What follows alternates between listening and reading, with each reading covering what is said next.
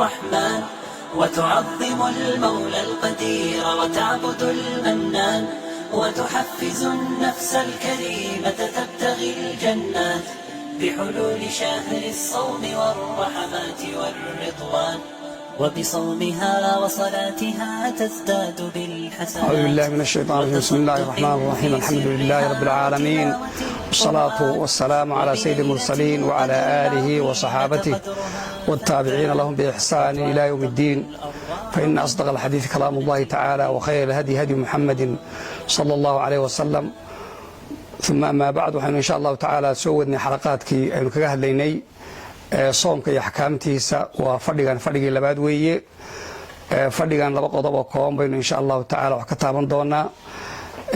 xukunka soomku uu leeyahay ayaynu insha allahu tacaala yar taaban doonaa. waxaynu ka hadlaynaa soomku maxaa uu ku sugnaadaa baynu insha allah wax ka sheegi doonaa. dhammaan dadka muslimiinta way ka qanacsan yihiin soomku inuu yahay rukni min arkaan alislaam, waajib ilaahay subxaana wa tacaala ummadda uu ku waajibiyey. waa ruknigii afraad marka laga hadlayo arkaanta islaamka oo tawxiidka iyo salaada iyo zakada iyo soomka. xajkuna waa kala rukniga ashanaad buu noqonaya. soomku marka waxa weeyaan sanadii labaad hijriyadu markay ahayd ayaa la farad yeelay. ilaahay subxaana wa tacaala kitaabkiisa qur-aanka ayaa u daliila waajibnimadiisa. sunnaha rasuulka salawaatullahi wasalaamu caleyh baa u daliila waajibnimadiisa, ruknimadiisa. ijmaaca ummadda ayaa u daliila. oo allah subxaana wa tacaala qur-aankiisa wuxuu ku leeyahay isagoo dadka muminiinta la hadlaya: yaa ayuha aladiina aamanuu kutiba calaykum asiyaam kamaa kutiba cala aladiina min qablikum lacalakum tattaquun. dadkii muminiinta ahaadow waxaa laydinku farad yeelay sawm baa laydinku farad yeelay sida dadkii idinku horreeyey baa loogu farad yeelay, iyadoo looga gol leeyahay inaad cabsataan oo ilaahay subxaana wa tacaala ka baqdaan. marka waa nas qur'aana oo in la farad yeelay alla subxaana wa tacaala ku qeexay. waxaa rasuulku inoo sheegay salawaatullahi wasalaamu caleyh saxaabiga xadiidkii talxa ibn cubaydillaah, nin reer miyiga ayaa u yimi oo weliba waxoogaa yar basaasan oo timihiisu aanay fidhnayn si u kala yar daadsan. markaasaa wuxuu ku yidhi: yaa rasuul allah, akhbirnii maada farada allaahu calaya min asalaa. waxaad ii sheegtaa rasuulka ilaahdow maxaa ilaahay subxaana wa tacaala ugu farad yeelay salaada. markaasuu u sheegay oo uu yidhi: alsalawaati alkhams ilaa an tatawaca shay-a, inaad waxyaaba sunna alla timaada mooyaane. shanta salaadood baa lagu leeyay. markaasuu akhbirnii bimaa farada allaahu calaya min asiyaam. waxaad ii sheegtaa waxa alla subxaana wa tacala igu farad yeelay xagga soomka. markaasuu yidhi: shahr ramadaan, bisha ramadaan ayaa lagu inaad sunna alla timaada mooyaane. marka xadiidkaas iyo xadiid kaloo fara badan oo xadiidkii bunya alislaam calaa khamsi qudus waa soo gelaya. waxyaabaha in markaa ilaahay subxaana wa tacaala uu farad yeelay bisha ramadaan soonkeeda. soonku wuxuu ku sugnaanayaa laba arrimood mid ka mid ayuu ku sugnaadaa, oo bishii ramadaan in la arko bishahaadati cadlin waaxid, qof hal nin oo lagu kalsoon yahay oo caadil ah inuu bishii ramadaan arko waxay noqonaysaa waxyaabaha soonku uu ku sugnaado. waase qowlka raajix ah oo aimada qaarkood waxay u shardinayaan in laba markhaati la helo, laakiin way bannaan tahay hal markhaati oo cadli ah hadduu bishii arko waa lagu soomaya. waa xadiidka cabdillahi bni cumar: taraa annaasu alhilaala faahbartu rasuula allahi sala allahu aleyh wasalam annii ra'aytuhu fasaama wa amara annaasa bisiyaami. xadiidka abu daawuud wariyey. dadkii bishii bay eegeen oo wataa ninba meel buu ka egay. markaasaan arkay bishii ramadaan baan arkay. rasuulkaan u sheegay salawaatullaahi wasalaamu calayh inaan arkay baan u sheegay. markaasuu rasuul ku soomay, dadkiina wuxuu amray inay soomaan. marka araggaa la arkay axaadiis badanoo noocaasiba ku timi. in markhaatiga hal mid laga dhigaana waa ixtiyaad cibaadada, waayo shay cibaado ah baa soo gashay. soo gelitaankeedu marka waxa weeyaan haddii la helo halkii cadliga ahaa, taasaa ixtiyaad iyo dadaal loo sameeyey. qofku markuu bisha ramadaan arkana ama bisha markuu arko waxaa hadiga rasuulka ka mida inuu ducaysto: allaahumma ahillahu calayna biاlamni waاliimaan waاsalaamata waاlislaam. ilaahdow waxaad nooga dhigtaa noogu dhalata yani nabadgelyo iyo iimaan iyo nabadgelyo islaam mid noogu dhalata allo nooga yeel. shahru khayrin wacadlin buu odhan jiray rasuulku salawaatu ullahi wasalaamu calayh. rabbii wa rabbuka allah, rabbigay waa allah, rabbigaagu waa alle subxaanahu wa tacaala. marka haddii dadkii iyagu aan shahaadadooda la tixgelinaynin haddii ay arkaan oo maalan ilmihii yaraabaa arkay bishii ama qof dumara ayaa aragtay bishii oo ninkii qabay baaba ku kalsoon qofta inay qof run badan tahay ama qofka yaryaabaan qaangaadh ahayna waa qof run badan. aimada fuqahadu waxay tilmaamayaan hadduu qofkan caqiidaysay qofkan inuu qof run sheega yahay marka qofkaas isaga waa ku soomi karaa. hadduu caqiidaysto qofkan inuu arkay bishii waajib bay ku noqonaysaa inuu soomay leeyihin. haddii uu dan iyo mal ay ka tahayna waa iska jaa'is. kii isaga naftiisu arkay laga yaaba marka isaga inaan la tixgelinayn shahaadadiisa ama kii faasiqaaba iska dheh ama waxa weye haweenaydii dheh waxa weeyaan dee isagu shakhsi ahaan way ugu waajibaysaa haddii bishuu arko naftiisa yaabaan la tixgelinoo dadku aanay ku soomin araggiisa laakiin qofka waa laga doonayaa waayo wuxuu soo gelaya xadiidka rasuulka idaa ra'aytumuuhu fasuumuu waidaa ra'aytumuuhu faaftiruu fain gumma calaykum faqdiruu lah waa kii rasuulku lahaa salawaatu ullahi wasalaamu caleyh. haddaa aragtaan bishii ramadaan ku sooma, haddii aragtaan bishii shawaalna ku afura ayaa marka cumuumka ah xadiidka ayuu soo gelayaa qofkii isagu aan la tixgelinaynin shahaadadiisa iyo maraggiisa. bisha shawaal ee soonka marka laga afurayana iyadu qowlka muctamadka ah aimada dhexdeeda waxa weeyaan in laba markhaati loo helo oo cabdullahi bin cumar wuxuu leeyahy rasuulku ajaaza shahaadata rajulin calaa ru'yati alhilaal wa kaana laa yujiizu calaa shahaadati aliftaari ila shahaadata rajulayn. xadiidka daaruqutni iyo bayhaqi wariyeen inkastoo aimada qaarkood sanadkiisu waa daciif ay leeyihiin. oo qofkii bisha ramadaanna hal qof baa la ictibaarin jiray, bisha shawaalna laba qof. laakiin waxaa saxiixa xadiidka odhanaya fain shahidaa shaahidaan fasuumuu waaftiruu. imaam axmed iyo nasai bay wariyeen waa xadiid saxiixa. hadday laba markhaati furaan bisha ku sooma, hadday laba markhaati furaan bisha ku afura ayaa rasuulku salawaatu ullahi wasalaamu calayh. mafhuumka xadiidka marka haddii xagga soomka laga hadlayo mafhuumka laga fahmaya wuxuu yahay haddaan laba qof aanay arag inaan bishii lagu soomaynin, laakiin adilada kale oo mantuuqa ayaa laga hormarinaya xoog badan oo tilmaamaysa ama rasuulku uu ku afuray ku soomay ama dee waxa weeyaan yani shakhsi khali ah oo lagu soomay inay sugan tahay. xadiidka mantuuqiisa ayaa markaa mafhuumka xadiidka kan la tixgeliya marka laga hadlayo xagga soomitaanka. afuradana waxa weeyaan dee sidiisii buu baaqi ku yahay oo lama hayo daliilkan wax ka saaraya wain shahidaa shaahidaani faaftiruu qaybteeda dambe wax ka saaraya ma jiraan. marka cibaadadu dee marka laga baxayana waxa weeyaan way adag tahay oo waa ixtiyaad iyo dadaal baa loo sameynaya mar haddii cibaadadii laga baxayo.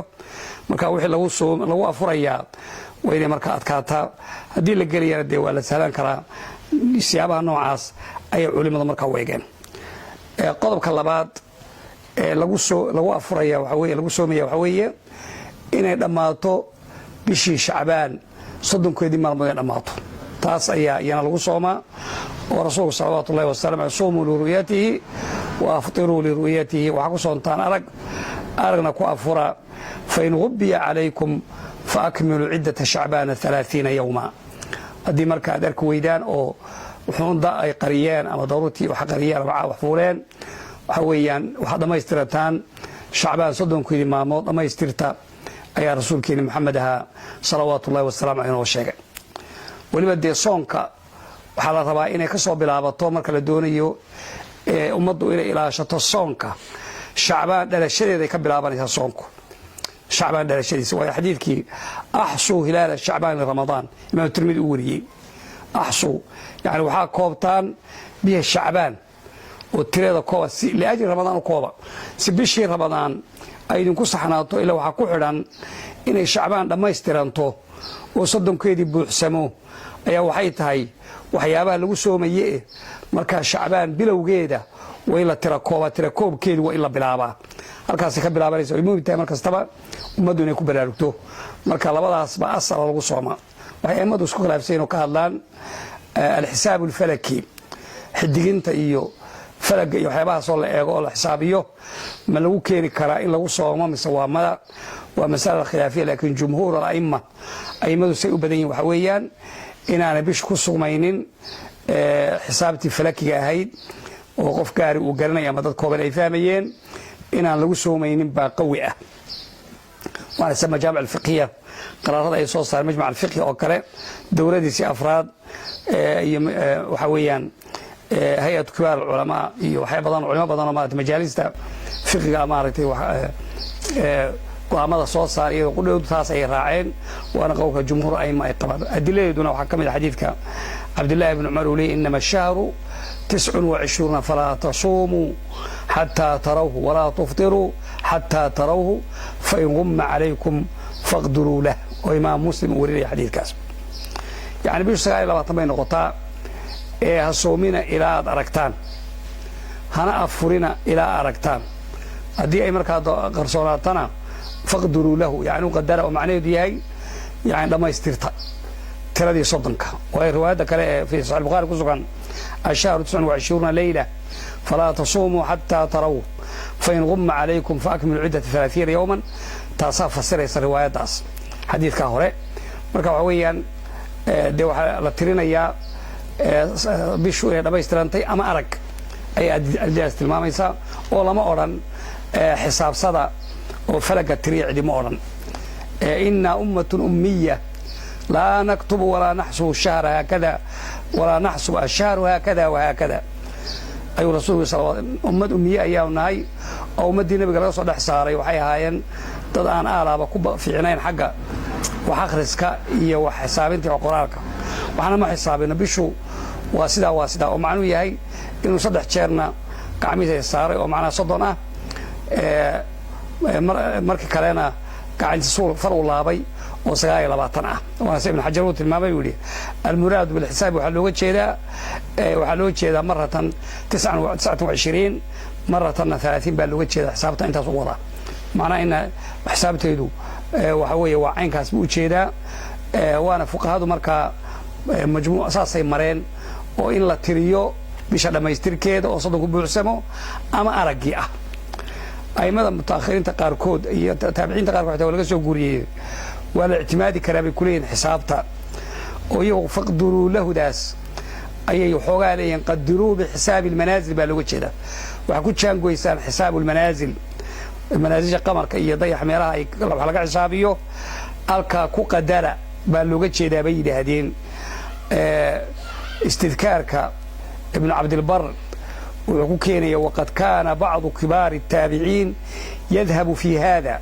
ila i'tibari bin nujum wa manazil al-qamar wa tariq al-hisab xulka tabi'inta rag weyn kamidi macnahaas bay ku tagi jireen oo xidigaha iyo manazil qamarka in iyo tariiq al-hisab lagu keeno rag baan inta qabay laakiin waxa weeyaan macnaha marka waa rag daliishanaya rag kamid oo salaf kamid ay jiraan mucaasiriinta fuqahadan dambeeyay rag baa qaato Mustafa Zarqaa iyo ayaa kamid laakiin sa raajixa oo oran karaa mu'tamadka waxa weeyaan in la i'timaado ru'yada la i'timaado ama la i'timaado dhameystiranka bisha Shacbaan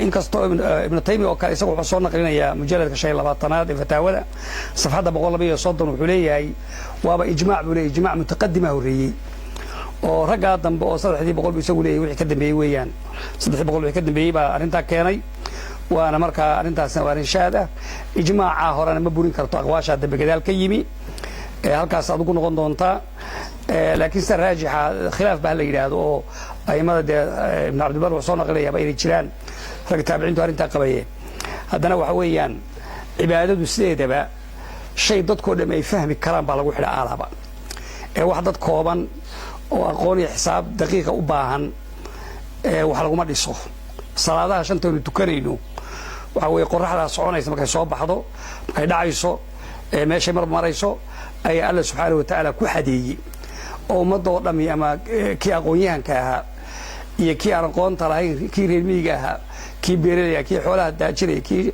injineerka cid kastaaba shay ay garan karto ayaa Ilaahay subhanahu wa ta'ala ku xidhay marka cibaadadu waa nooca soonkuna waa saasoo kale oo bisha qamariga soconaysa ee muuqata ee dhacaysa oo cid kastaaba fahmi karto ayaa lagu xidhay marka qowlka noocaas ayaad moodaa inuu yahay qowlka xooga badan ee mu'tamadka mas'alada daliishanayo waxaa si fiican risaalo uga qoray وائل بن علي الدسوقي ويات كلا يدهدو بطلان عمل بالحساب الفلكي في الصوم والإفطار إلى سد وجه أيقو كينيا إن أرنتاس مركا أنا معتمد أهين وأنا لو تيرسان كرينين دول بدن بعدون كدول ذفر بدن أي نوع ما استعمال قابة حسابك إذا قلنا دواجرتا وحينو إن شاء الله تعالى إلى كبرينا الله سبحانه وتعالى ونوافجيو بشهر رمضان خير كذا الله نوافجيو إلى وحن كرجينا سبحانه وتعالى إنه عذر هذا يا فوين كدعية ومضى إسلام كبير جكتب لك بدباديو سبحانك الله وبحمدك أشهد أن لا إله إلا أنت أستغفرك وأتوب إليك